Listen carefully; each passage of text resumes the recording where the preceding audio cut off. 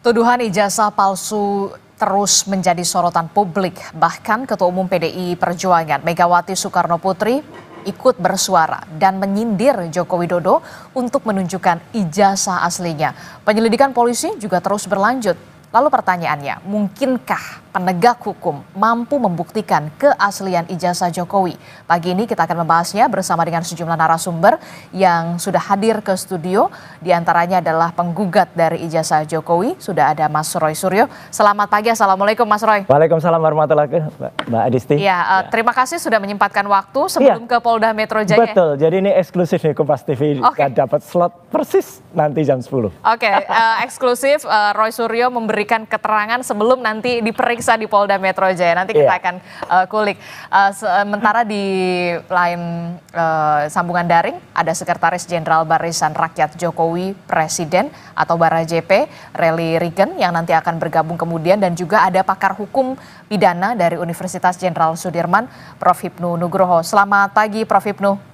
Selamat pagi Mbak Adisti, Bang Roy, Mas Ya, pagi Prof. Oke, kita masih membahas soal gonjang-ganjing tuduhan ijazah Jokowi yang kita tahu ini terus berlanjut dan secara eksklusif begitu. Mas Roy Suryo memberikan keterangannya sebelum nanti akan diperiksa di Polda Metro Jaya. Tapi saya akan tanyakan dulu, Mas Roy, Anda nanti akan diperiksa ini sebagai apa? Ataukah memang sebagai saksi, sebagai penggugat, atau sebagai pelapor, atau kemudian panggilan klarifikasi? Nah, jadi judulnya yang tepat adalah undangan klarifikasi. Undangan klarifikasi. Ya, jadi judulnya undangan, belum berupa panggilan. Saya kira ini trik baru ya dari kepolisian, tapi kita hormati sebagai warga negara yang baik, saya datang karena sifatnya undangan. Tapi memang yang unik di dalam undangan itu ada nama pelapornya, yaitu Joko Widodo.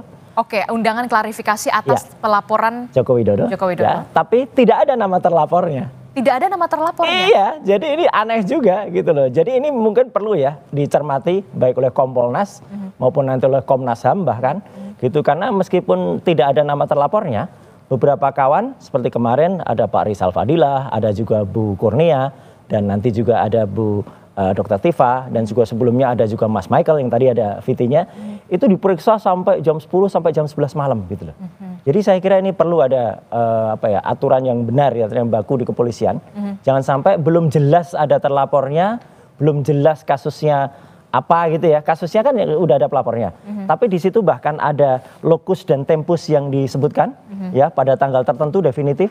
Tapi pertanyaannya muter sampai ke jagat muter sana, dan ini saya kira nggak betul ya. Saya kira Kompolnas dan juga mungkin Propam atau bahkan Komnas HAM belum mencermati, karena tidak boleh warga negara biasa yang belum jelas diadukannya terlapornya siapa kok dia diperiksa sampai tengah malam. Tapi kalau kemudian Anda menyatakan tidak ada nama terlapornya, berarti tidak ada nama Anda di kolom terlapornya. Tidak ada. Tidak ada. Tapi Anda akan tetap memenuhi sebagai warga negara yang baik, dan nanti akan saya sampaikan saya sebagai apa. Kalau itu sebagai terlapor ya berhak saya untuk tidak kemudian meneruskan ya keterangan, atau selaku misalnya saksi, tapi saksi atas nama siapa? Kalau itu misalnya atas nama saudara kita, kan kita nggak boleh bersaksi. Jadi buat apa berpanjang-panjang? Oke. Tapi sebelumnya sudah adakah kemudian komunikasi dengan pihak kepolisian terkait dengan untuk menanyakan, loh kok ini tidak ada nama terlapornya? Tidak apa-apa, karena mereka mengatakan datang aja Pak. Oke, kalau datang ya saya datang ya sebagai warga, sekali lagi sebagai warga negara baik. Jadi supaya tidak ada kasihan kan kayak rekan Abraham Samad ya, sampai detik ini Mbak itu belum terima undangan baik melalui WA tapi sudah disebut mangkir.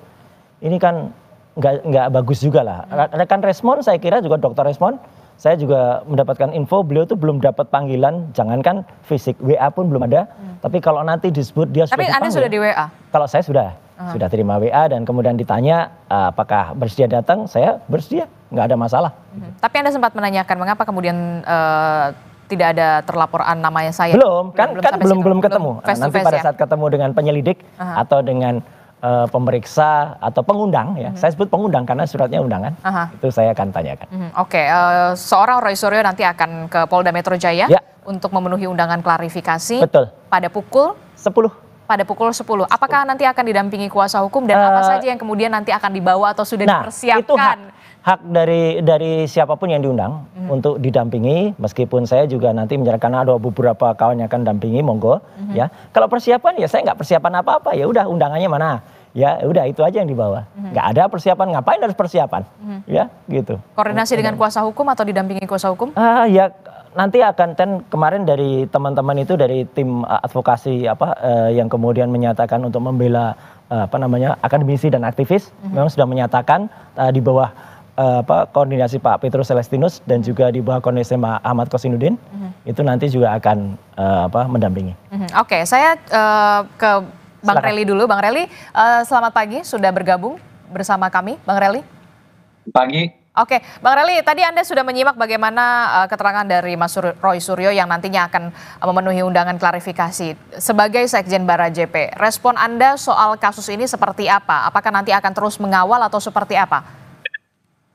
Ya, saya rasa kita udah sama-sama tahu ya proses hukum laporan ke Polda Metro Jaya sudah berjalan atau di Polres Jakarta Pusat. Itu kan penegak hukum sudah apa yang disampaikan oleh Bung Roy Suryo tadi sudah memanggil, tapi apa panggilan isinya itu kan prosedur. Saya rasa kalau kita sih kita serahkan saja ya kepada aparat penegak hukum. Nanti akan aparat penegak hukum kan akan melihat dari saksi-saksi ya, saksi terlapor atau saksi dari Pak Jokowi sendiri, bagaimana ijazah itu nanti akan ada forensik apa yang kemarin dijelaskan, dan ya ikuti aja prosedur hukumnya.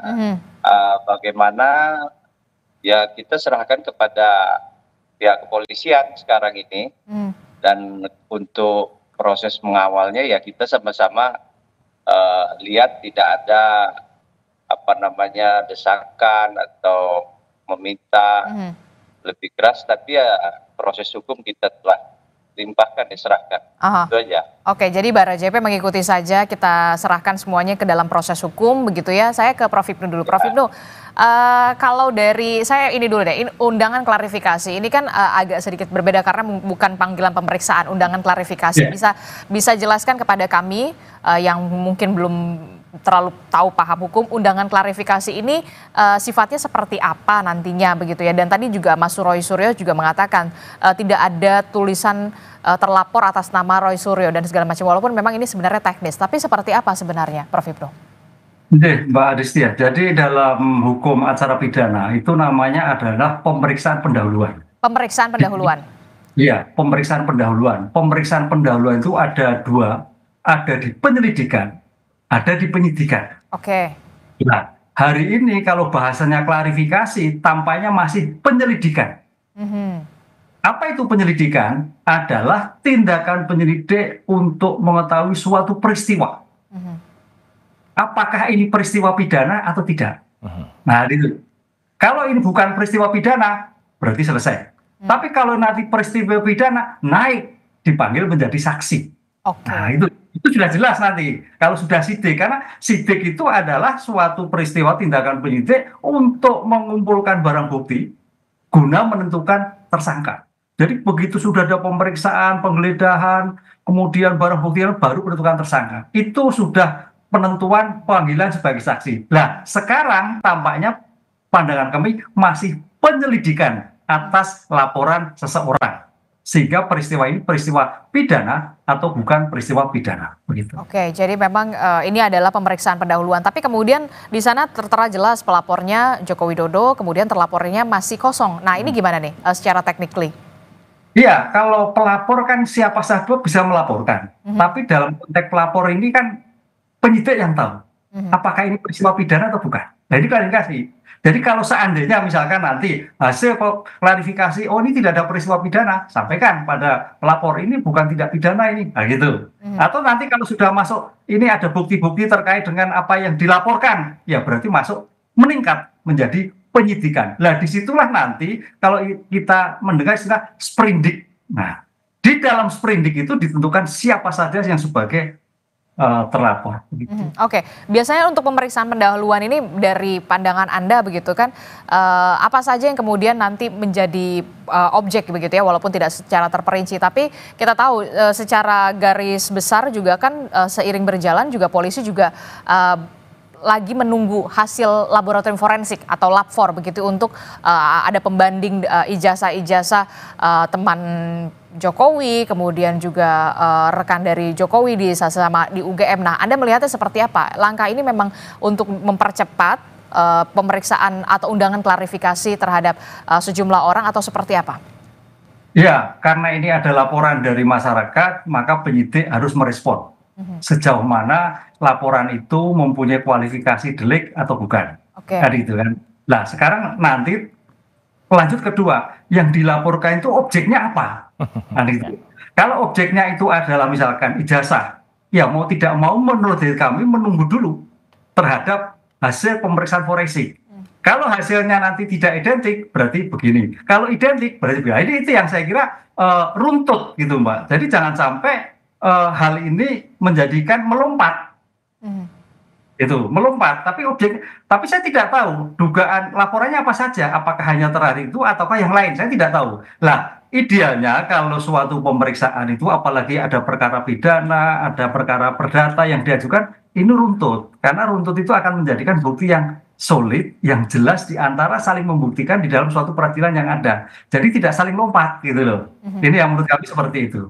Oke, jadi dilihat runutannya begitu ya. Iya. Oke, saya ke Mas Relly. Mas Relly, kemarin kita sudah melihat pernyataan dari Ketua Umum PDI Perjuangan begitu soal walaupun tidak menyebut secara spesifik soal nama, tapi soal ijazah begitu, tunjukkan saja ijazahnya begitu ya. Anda melihat bagaimana respon dari Barajp sendiri? Ya, terkait pernyataan Bu Mega itu adalah hak beliau ya untuk menyampaikan apa yang menjadi keinginan beliau. Tapi pada hari ini dan sebelumnya proses hukum telah berjalan ya. Apa laporan kita, laporan Pak Jokowi sudah masuk. Ya kita ikutin saja apa proses hukum sekarang yang ada. Persoalan nanti jasa itu akan diperlihatkan di persidangan atau di penegak hukum. Nanti biar masyarakat sama-sama melihat itu, dan ini agar menjadi pembelajaran bagi kita semua, masyarakat Indonesia khususnya, bahwa ada spesifikasi atau profil hak-hak masyarakat atau rakyat siapapun untuk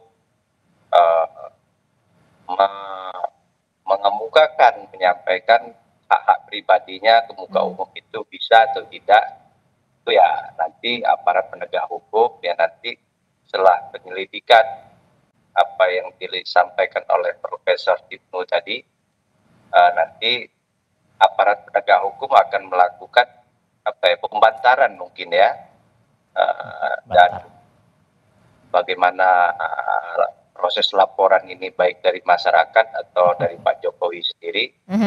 Nanti ada saksi ahli, keterangan-keterangan. Nah, disitulah nanti apa di persidangan ya. Apa yang disampaikan Bu Mega, kita pada prinsipnya ya apresiasi, kita ucapkan terima kasih kepada Bu Mega. Mudah-mudahan dapat kita sampaikan saran pendapat kita kepada Pak Jokowi. Oke, Mas Roy, dengan adanya pernyataan dari Ketua Umum PDI Perjuangan Megawati Soekarno Putri yang dalam tanda kutip menyindir lah ya, walaupun tidak secara spesifik menyebutkan nama, Anda merasa terdukung? Bukan masalah terdukung ya, saya bersyukur makin banyak orang waras di negeri ini. Hah?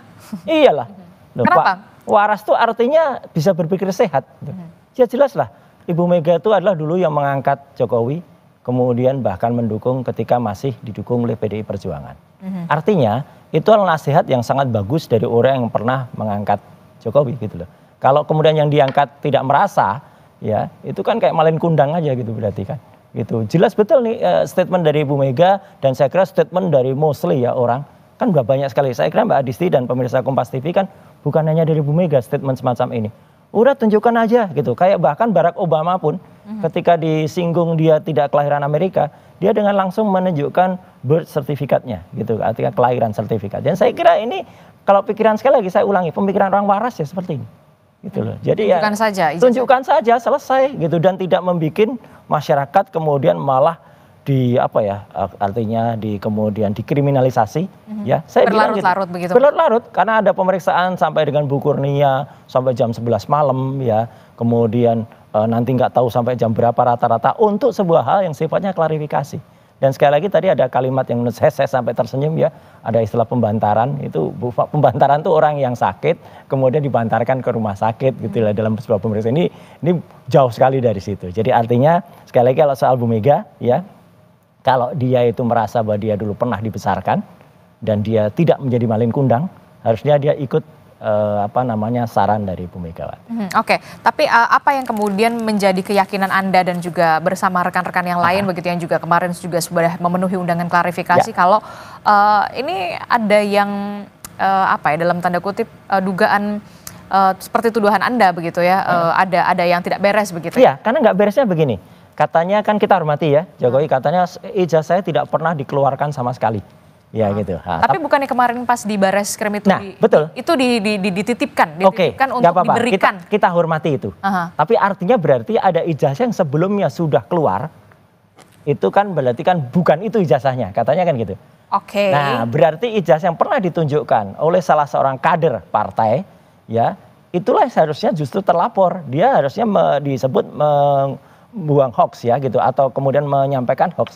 Karena apa? Karena jelas betul yang dia sampaikan ini biar nggak ribut atau biar tenang lebarannya. Waktu itu tanggal 1 April dia bilang inilah yang asli. Itu dia bilang. Begitu dia bilang yang asli dan ternyata disebut itu bukan yang asli.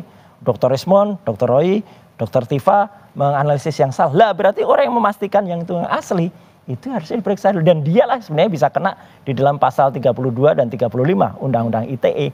Kami ini kan tidak melakukan apapun terhadap ijazah itu.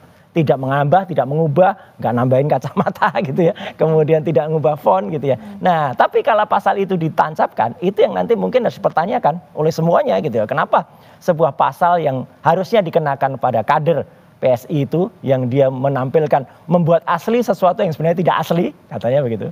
Itulah yang malah tidak kena. Justru kita yang sama sekali kita tidak menyentuh alat bukti elektroniknya, itu mau dikenakan dan itu kan tujuannya agar sanksi pidana yang sangat gede gitu ya, 8 tahun, 12 tahun, itu bisa jadi alasan untuk nanti melakukan tindakan lebih jauh. Tapi nggak apa-apa lah, sekali lagi biar masyarakat melihat ini, jadi makanya saya datang, bahkan diundang Kompas TV pun pada saat-saat yang orang bilang, oh saatnya kritis banget Mas, itu waktunya mepet gitu. Enggak, saya hormati media seperti Kompas TV dan juga media yang lain termasuk podcast, kayak podcast Sentana kemarin, dan podcast yang lain kayak Abraham Samad, podcast Diskursus, podcast Forum gitu ya. Untuk kemudian menyampaikan ini kepada masyarakat, dan podcast-podcast ini adalah selaku pilar keempat dari demokrasi.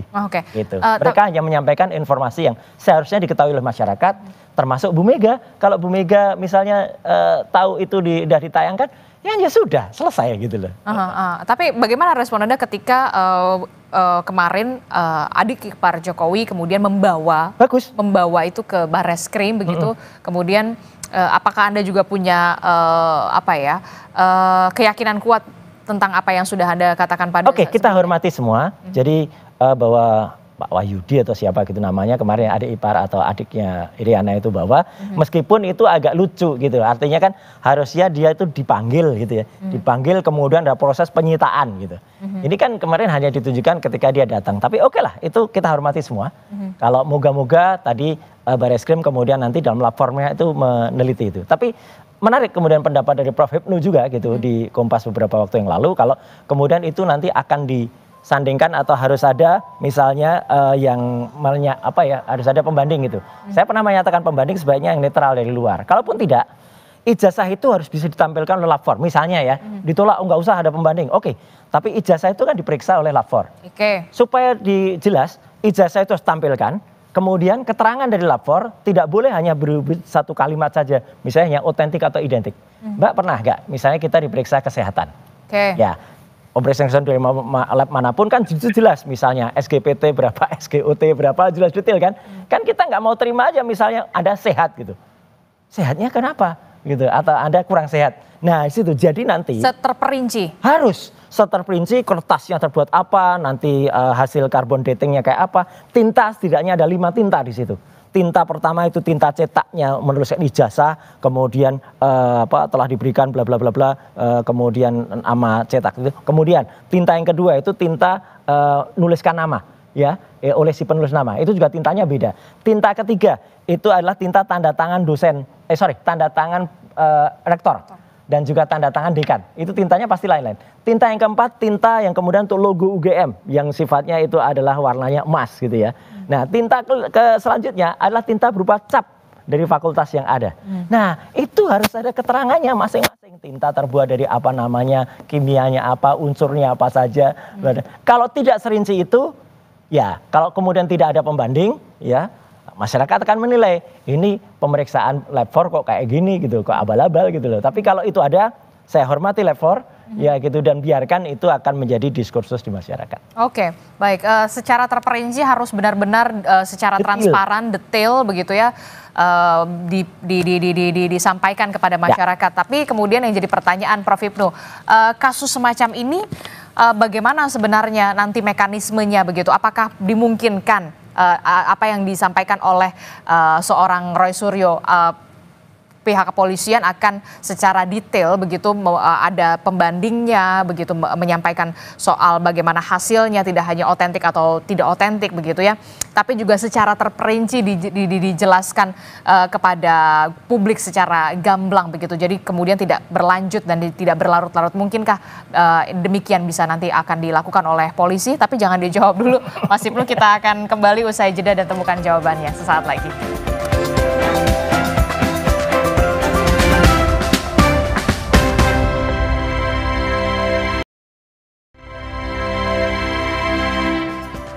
Terima kasih Anda masih bersama kami dalam Sapa Indonesia Pagi. Saudara, masih membahas soal gonjang-ganjing tuduhan atau tudingan soal ijazah Joko Widodo yang sampai saat ini masih terus berlanjut.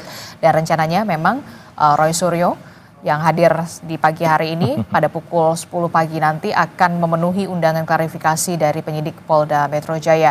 Saya masih meneruskan dialog saya bersama dengan Mas Roy Suryo, kemudian ada Prof. Hipnu dan juga Mas Rigen. Saya ke Prof. Hipnu dulu. Prof. Hipnu, setelah mendengar penjelasan dari Mas Roy, untuk sebenarnya permasalahan ini baru pertama kali terjadi besar di Indonesia atau kemudian sebelumnya sudah pernah ada case semacam ini, dan nanti akan seperti apa? Mungkin nggak kemudian pihak kepolisian begitu ya, polisi menyampaikan secara gamblang dan secara terperinci detail hasil laboratorium forensik, ataukah cuma nantinya hanya otentik atau tidak otentik? Akan seperti apa nanti mekanismenya untuk bisa transparan? Itu Mbak, betul. Jadi memang dugaan itu kan 263. Jadi 263 itu ada dua norma, membuat surat palsu atau memalsukan surat. Gitu. Kalau membuat surat palsu itu dari tidak ada menjadi ada. Tapi kalau memalsukan surat itu adalah ada poin-poin yang dipalsukan. Misalkan tadi memang betul, misalkan nanti dalam suatu ijazah itu kan ada kop suratnya, ada tanda tangannya, ada jenis tintanya, ada jenis nomornya dan sebagainya, itu akan dilihat semua. Mana titik-titik yang palsu, tidak identik, istilahnya tidak identik. Nah, itu yang terkait dengan memalsukan surat, bukan membuat surat palsu. Kalau membuat surat palsu, kayaknya kemarin UGM sudah menjelaskan kan itu, wah ini ada dan sebagainya. Nah, sekarang terminologi yang kedua, memasukkan surat. Nah, dalam kasus seperti ini banyak Mbak, tapi pelakunya adalah orang-orang biasa. Gitu. Orang-orang biasa terkait dengan surat, dengan akta otentik, kan gitu, dengan sertifikat, kan banyak itu Mbak sekarang abal-abal itu kan. Nah, tapi ini permasalahannya adalah Pak Jokowi, mantan presiden. Ini yang jadi problem kan seperti ini. Dan mendapatkan atensi seluruh Indonesia. Iya, kan ini suatu luar biasa. Belum bicara nanti dampaknya, belum kita bicara integritasnya, belum kita bicara banyak sekali kaitannya dengan permasalahan-permasalahan yang kehidupan berbangsa dan bernegara ini. Inilah yang saya kira menjadikan problem besar. Memang betul tidak semudah, ini mudah, tapi dampaknya luar biasa. Itu yang menyangkut subjek hukumnya. Kalau yang biasa, subjek hukumnya biasa, antar orang, memasukkan sertifikat, memasukkan tentang keterangan-keterangan yang lain itu banyak terjadi, dan itu bisa diuji semua di lab 4 kan itu. Nah, pertanyaannya memang betul, jadi karena ini menyangkut masalah suatu orang besar, dan ya mudah-mudahan nanti Baris Krim bisa menjelaskan secara detail. Dan ini saya kira Bang Roy nanti bisa menanyakan kembali kenapa seperti ini, angkanya seperti ini kan itu. Ya. Karena dalam putusan Mahkamah Konstitusi itu memang setiap saksi, tapi di persidangan ya nanti ya, setiap saksi yang diminta baik oleh penuntut umum, baik oleh penasihat hukum, hakim wajib memanggilnya untuk bisa menjelaskan dari kalimat-kalimat yang sedang diperiksa. Ini yang saya kira objektivitasnya nanti ke sana. Mudah-mudahan nanti objektif sehingga menjadi terang benderang permasalahan seperti ini gitu, Mbak.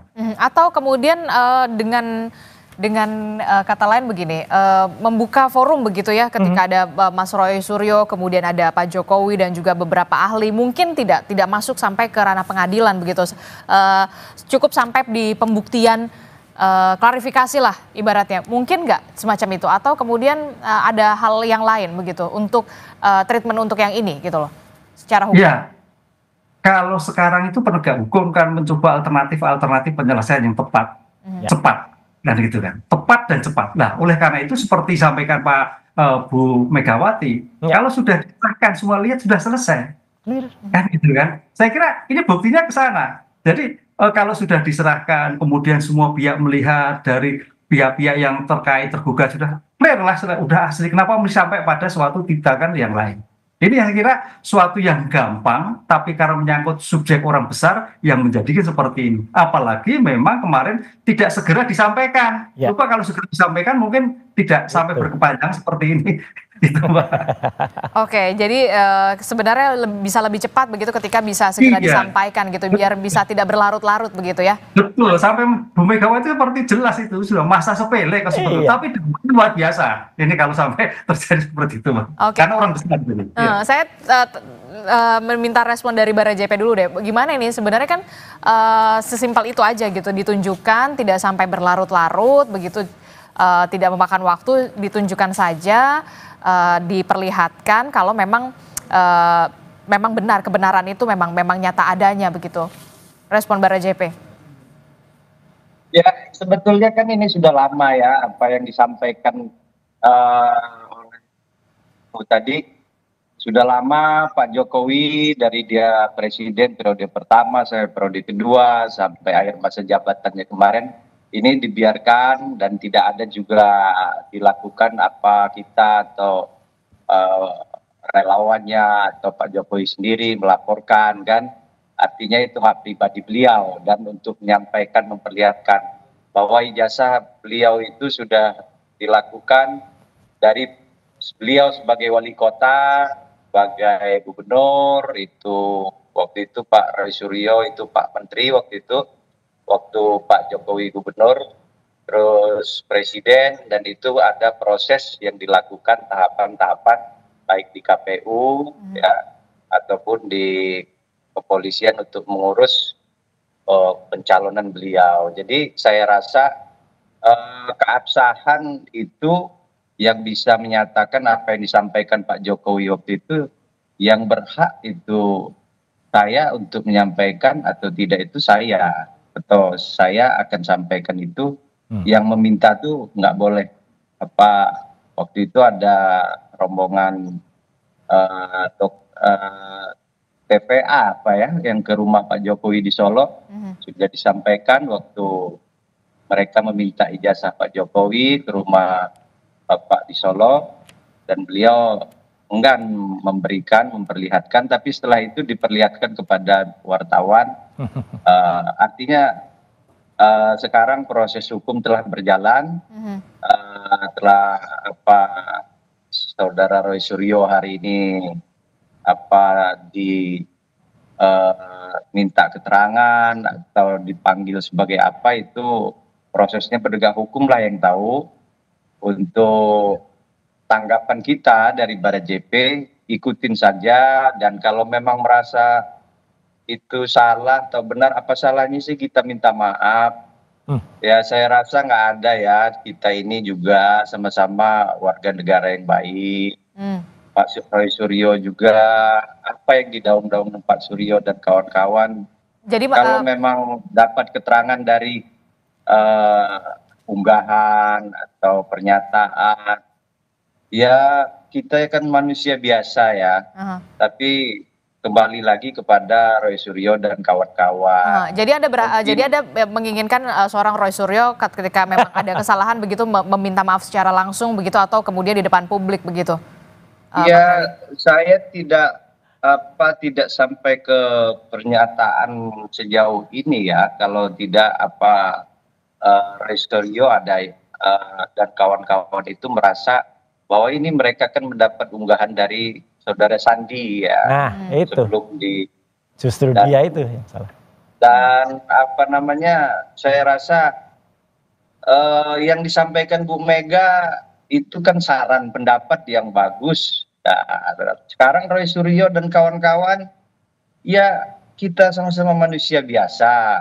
Roy Suryo ini mantan pejabat, mantan tokoh, Pak Jokowi juga presiden 2 periode. Sebetulnya ini karena ada keinginan untuk menyampaikan ini mungkin beda caranya ya. Saya rasa hal-hal seperti ini tidak perlu diulangi lagi lah. Cukup sampai di sini buat pembelajaran. Mhm. Nah, sekarang apa yang dihadapi ya hadapin aja dulu ya. Tapi ya jangan terus kita seolah-olah kita menyatakan diri kita betul, benar. Ya seperti apa yang dikatakan Prof. Hipnu tadi ya, itulah proses hukumnya. Nah, saya Oke. dengar ya berapa hari ini, Mhm. ya jangan kita ego ya saling. Jadi saya rasa Pak Jokowi juga mantan kepala negara, mantan presiden ya. Mudah-mudahan ya beliau, tapi bagaimana itikat baik dari kawan-kawan lah. Itu saja Oke. saran pendapat saya bagi kawan-kawan yang masih belum puas.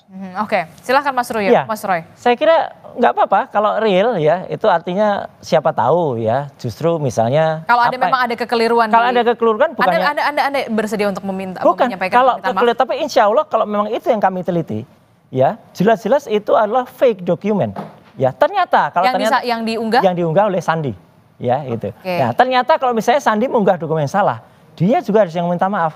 Tapi kalau ternyata dokumen itu ternyata yang salah adalah yang punya Pak Jokowi, ya Pak Jokowinya juga harus minta maaf, gitu. Kan clear aja, kita kan katanya semua equality before the law, semuanya sama di muka hukum. Tapi juga demikian juga ketika pemeriksaan ini, juga sekali lagi saya sampaikan dari Pak Ahmad Kosinudin ya selaku tim kami itu juga mengatakan ini benar-benar pemeriksaan yang di luar batas gitu loh. Kenapa di luar batas? Ya karena baru pada tahap klarifikasi saja undangan. Itu sudah sampai saksi itu diperiksa ibu-ibu loh ini ya, Bu Kurnia tuh dari jam 10 pagi sampai jam 11 malam gitu kan. Udah kayak sifatnya udah kayak tersangka saja gitu ya gitu kan. Jadi artinya tidak clear, sedangkan yang pelapornya itu Mbak, itu baru melaporkan dan hanya 2 jam kemudian katanya sudah cepat sekali gercep dan belum ada satu saksi pun dari pihak pelapor itu yang diperiksa.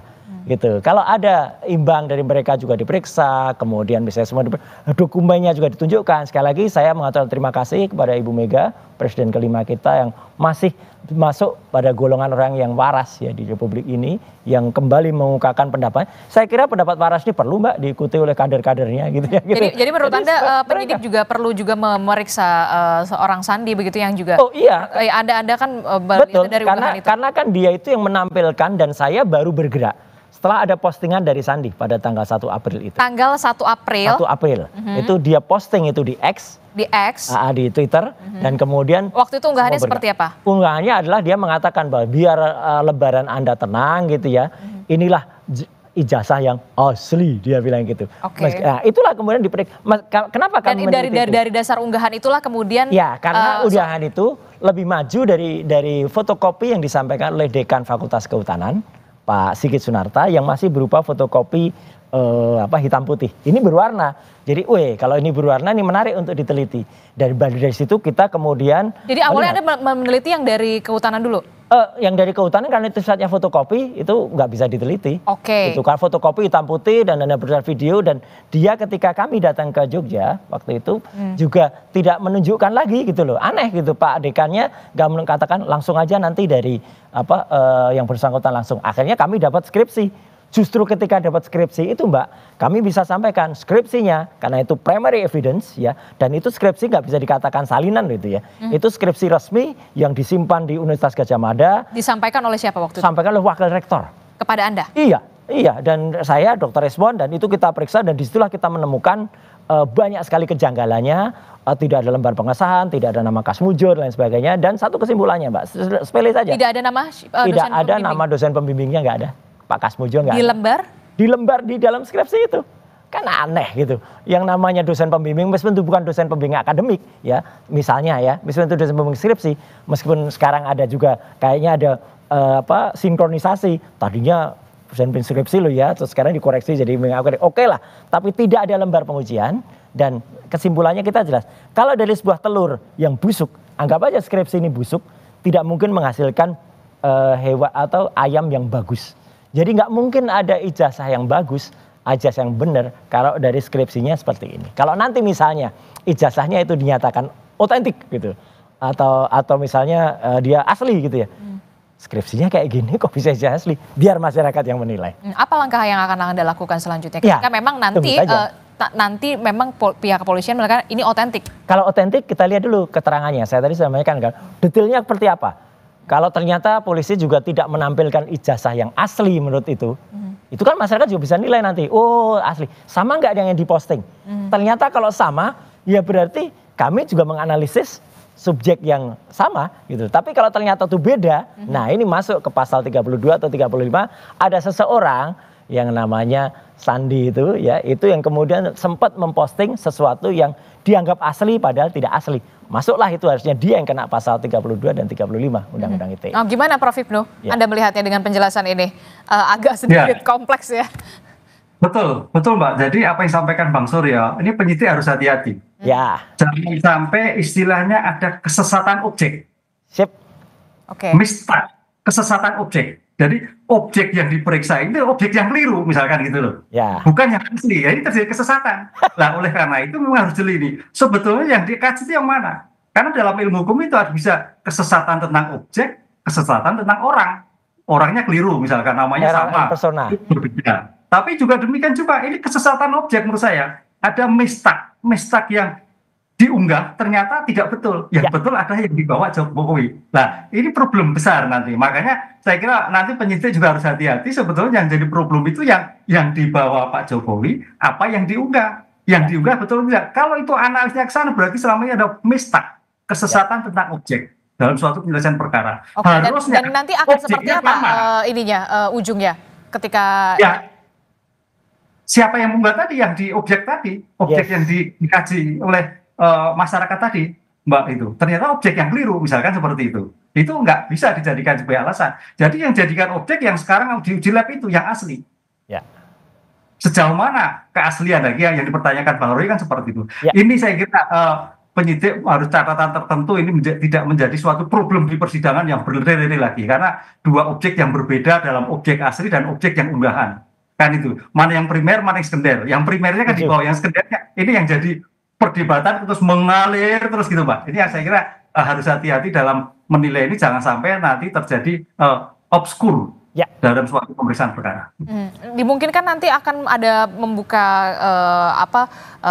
opsi, mungkin akan ada undangan klarifikasi juga kepada seseorang yang memang waktu itu mengunggah. Iya harus menurut saya. Bagaimana Prof Hipnu Anda menilainya? Iya. Dalam hukum pidana kan mencari kebenaran material, Mbak. Kebenaran yang sebenar-benarnya. Sehingga semua yang mengetahui keadaan terkait dengan dugaan ijazah, semua harus dipanggil, diklarifikasi. Gitu. Oke. Terakhir saya mau apa yang harus dilakukan oleh polisi? Jangan sampai kemudian ini berlarut-larut, termasuk juga soal kehati-hatian, Prof Hipnu. Ya, ada dua dimensi ya terkait dengan tadi Bang Fel menyatakan kan delik aduan. Siapa tahu ini selesai kan itu, bahwa ternyata apa yang dilakukan keliru. Boleh itu clear karena namanya delik aduan sampaikan Pak Jokowi itu kan delik yang diteruskan atau tidak tergantung pada pengadu. Oke. Itu yang pertama. Tapi kalau delik terkait dengan laporan ini menguji tentang ijazah asli ya berjalan. Berjalan karena itu laporan masyarakat yang merupakan delik umum. Delik umum itu tanpa ada pencabutan terus berjalan untuk menguji keabsahan. Tapi dari diskusi hari ini saya melihat ada dua sumber pokok, mana yang asli, mana yang tidak, yang jadi subjek pembicaraan yang mana. Ya. Ini yang saya kira harus sinkronkan, sehingga harus teliti betul siapa yang sebetulnya bertanggung jawab atas kasus ini, menjadikan suatu perdebatan panjang. Oke, terakhir untuk Bang Relly. Ya. Bagaimana? Ya, kita apa tadi yang disampaikan oleh Prof. Hipno, apa ya saran dan pendapat hukum beliau itu sudah dikemukakan bahwa aparat penegak hukum itu adalah proses yang harus dilakukan oleh aparat penegak hukum, dan untuk kawan-kawan ya Roy Suryo dan kawan-kawan ya ikutin aja proses hukumnya, yaitu aparat penegak hukum. Dan kalau ada itikat baik mengenai yang asli atau tidak asli itu, saya rasa hal manusiawi ya, kalau Pak Suryo bisa juga nanti menyampaikan permintaan maafnya, baik secara lisan, elektronik atau, dan kalau apa namanya proses hukum, kalau kita sudah serahkan kepada pihak kepolisian ya, jadi untuk pembuktian atau di persidangan itu adalah menjadi ranahnya penegak hukum. Betul. Itu aja. Ya. Oke, terakhir Ya. Mas Roy, apa yang ingin Anda respon? Jangan memframing ya gitu. Artinya seolah-olah dikatakan yang salah. Jelas nanti yang salah itu adalah orang yang memposting objek yang tidak benar. Kalau ternyata itu benar, ya kami bertanggung jawab gitu ya terhadap analisis kami, karena yang kita posting ternyata itu sama dengan yang ada di kepolisian. Jadi kan ini clear. Kalau clear yang kita periksa sudah benar. Tapi kalau ini ternyata kemana salah. Nah justru orang yang salah itu yang kemudian harus minta maaf. Tapi kalau ternyata hasil dari kepolisian. Tapi berarti Anda juga tidak mau minta maaf begitu ketika? Bukan, maksudnya gini. Yang salah harus minta maaf. Anda itu tidak setuju. mengaku salah. Karena yang kami periksa itu. Menelisik dari data yang salah. Bukan, karena data itu dikatakan asli.